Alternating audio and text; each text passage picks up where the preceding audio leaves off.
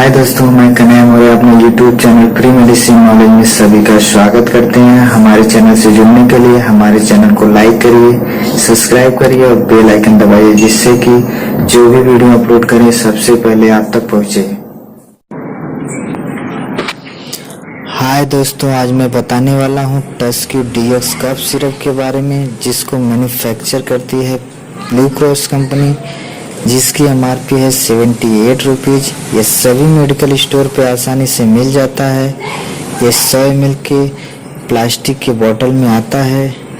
आज मैं टस्क्यू DX syrup की पूरी जानकारी बताने वाला हूँ। इसके कंपोजिशन क्या है, इसके उपयोग क्या क्या है, इसकी साइड इफ़ेक्ट क्या क्या है और इसकी सावधानियाँ क्या बरतनी चाहिए, इसकी मात्रा क्या होनी चाहिए, ये सभी के बारे में बताने वाला हूँ। हमारे वीडियो को अंत तक देखिए, जिससे कि पूरी जानकारी आपको मिल सके और खांसी आने पे इसका आप लाभ उठा सकें।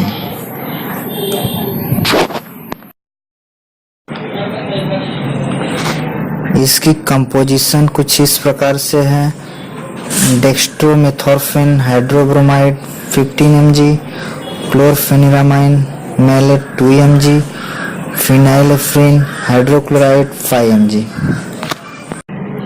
इसके यूज कुछ इस प्रकार से हैं। सूखी खांसी, फ्लू, सामान्य जुखाम, गले में खराश, लो BP, धूल से एलर्जी इत्यादि प्रकार के इसके लाभ हैं।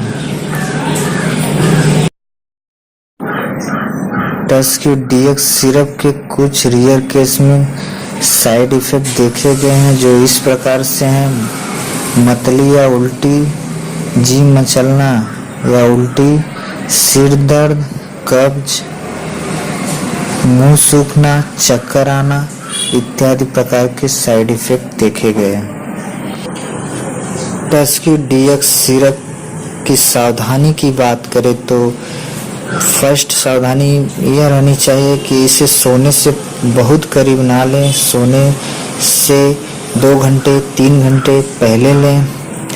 और दूसरा पॉइंट ये है, गर्भवती महिला अगर है तो इसका प्रयोग बिना डॉक्टर की सलाह से ना लें, जिससे कि प्रॉब्लम हो सकती है।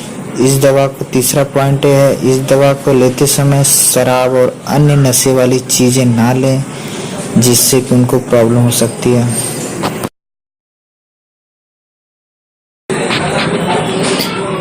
मात्रा की बात करें तो एडल्ट 1 से 2 ढक्कन, मतलब कि 5 ml से 10 ml दिन में 3 से 4 टाइम लेनी चाहिए।